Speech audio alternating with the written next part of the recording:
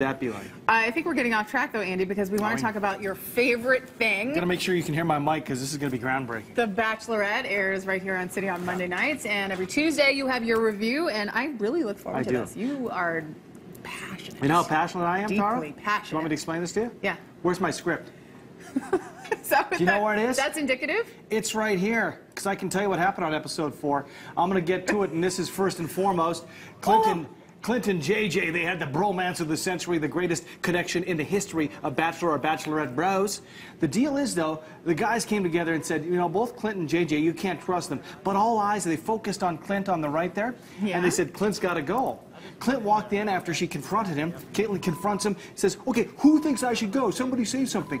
His best buddy in the world on the left, JJ, comes clear and goes, you should apologize to Caitlin. So he throws his best friend Clint under the bus. Clint has to leave. What? But you can, Why? yeah. Well, can you explain? Because, you know, he's not there for the right reasons. He's two-faced. He says one thing to Caitlin, other things to the dudes. They cast doubt in Caitlin's mind about Clint, who walks off and gets out of there. But I thought they were in love. Clint and JJ, yeah. So, after this happens, JJ loses it. Take a look at the angst. Watch this. Oh, no. Look at this.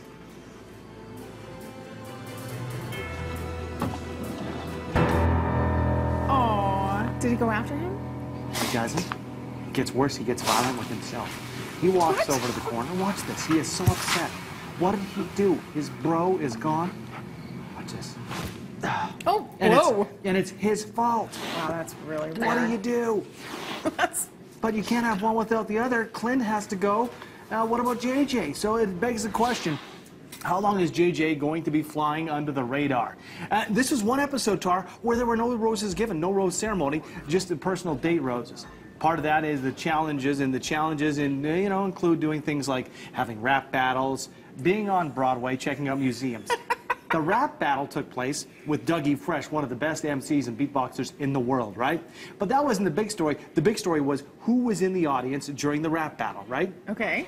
Well, who was in the audience? You know what? Caitlin finds out. She's having a great time. Look at me laugh. I'm going to hold my microphone, watch these guys with over-coiffed hair do their raps. She stares into the back, and it's Nick from Andy Dorfman's season. He was one of the contestants going after Andy, Sarge. Whoa, You're this lost. is way over my head. So Nick is there in the audience. She sees him, and she goes and approaches Nick. So rap battle, that's the sideshow. Go talk to Nick, Andy. Take a look at that. I mean, Caitlin, look at this. Are you gonna stay? Well, I don't know if that's my call. Is it my call? Might be. She says, and we had a subtitle, we can't see it on her bar. Are you going to stay? He goes, I don't know if it's my call. She says, is it my call? Could she have another dude just entering in week 4? Oh. Could she?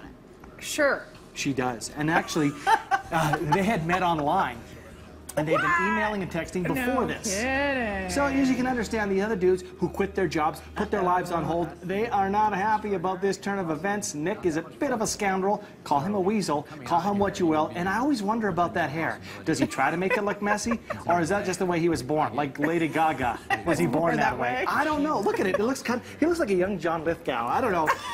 There's something up with that kid. Anyway, I don't know if I would trust him as far as I could throw him.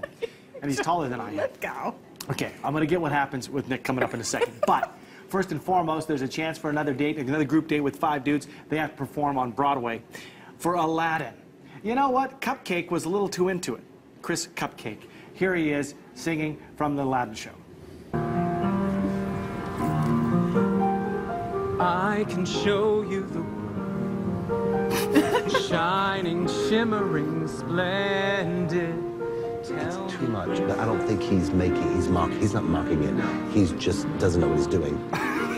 He's giving her. What's wrong with that? He did give her. He won the competition, and I thought they were going to get to sing. No, it's just a little tiny walk-on that they did, but his abs look like they're painted on, and every dude is jealous of this guy's abs. I would not wear that outfit, but look at this kid. Huh?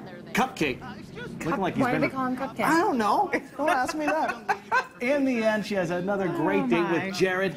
No rose ceremony. There will be one next week, but the deal was, at the end of the show, 2 things happen. Nick moves into the house with the dudes. He's been thrown to the sharks. Oh, boy. And a little bit of an update. We find out that Brittany and Brady, they're still dating. He asked her to be his girlfriend. Lots going on. Mondays at 9, Bachelorette on City. Thank you for clarifying everything.